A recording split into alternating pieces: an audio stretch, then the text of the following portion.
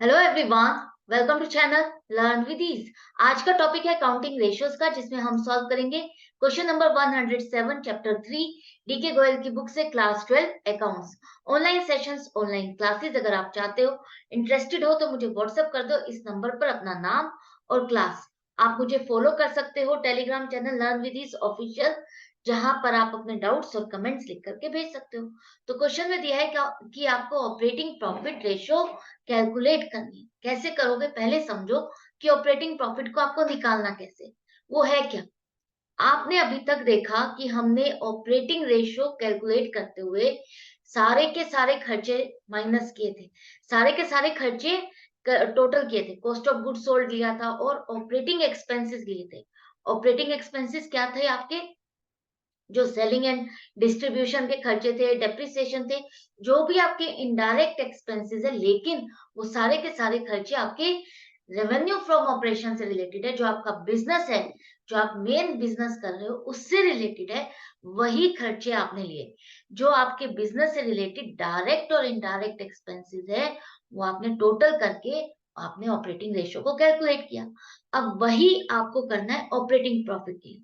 बस करना क्या है, वहां पर एक्सपेंसेस आपने देखे थे, यहाँ पर आपको सेल में से वो सारे खर्चे माइनस कर देने। उसके बाद जो बचेगा वो आपके पास ऑपरेटिंग प्रॉफिट होगा। जैसे कि अगर आप सेल में से cost of goods sold minus करते हो, तो आपके पास आता है ग्रॉस प्रॉफिट।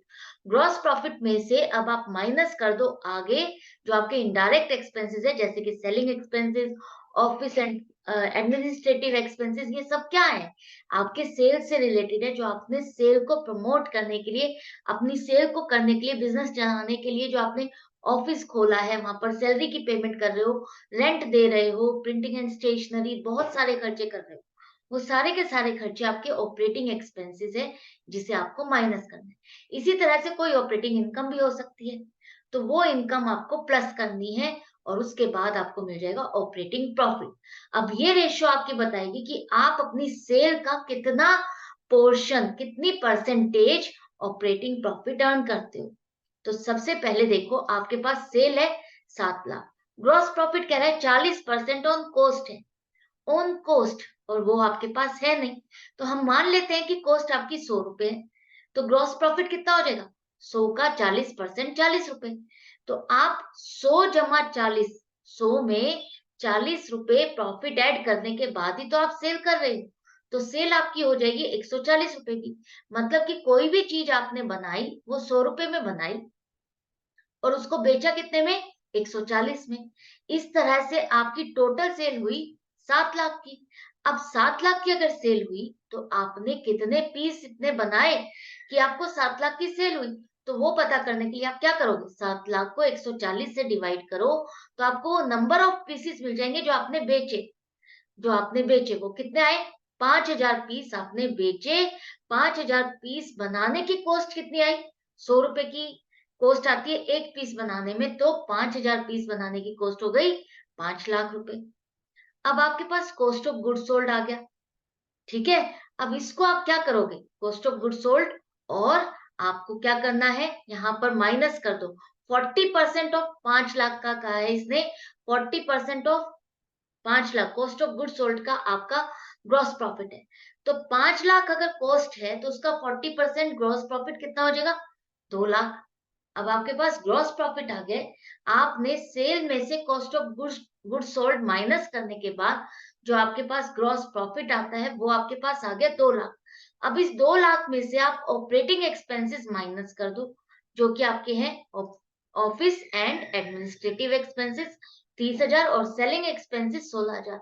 इन दोनों को माइनस करने के बाद ये जो 1,54,000 है, ये आपका आ गया है ऑपरेटिंग प्रॉफिट। ऑपरेटिंग प्रॉफिट आ गया 1,54,000। अब आप इजीली इस रेशियो को कैलकुलेट करो। 1,54,000 divided by 7 lakh multiplied by 100 is equal to 22%। तो 22% आप ऑपरेटिंग प्रॉफिट अर्न करते हो अपनी 7 लाख की सेल का। तो आई होप आपको अच्छे से समझ में आ गया, कोई मुश्किल नहीं है। अगर आपने ऑपरेटिंग रेशियो को समझ लिया है, तो ऑपरेटिंग रेशियो में आपने खर्चों को देखा था। उन खर्चों को अगर आप सेल में से माइनस कर देते हो, तो बाकी बचा हुआ क्या है? आपका ऑपरेटिंग प्रॉफिट है, जिसकी परसेंटेज अब आपको निकालनी है आपकी सेल से। इसकी परसेंटेज क्या है? नेट सेल्स क्या होती है? आपको पता है सेल में से सेल्स रिटर्न माइनस कर दोगे तो आपके पास नेट सेल्स आ जाएगी। अगर क्वेश्चन में सेल्स रिटर्न दिया होता तो हम सेल में से उसको माइनस कर देते, लेकिन अगर नहीं दिया तो आपको परेशान नहीं होना कि वो तो है ही नहीं।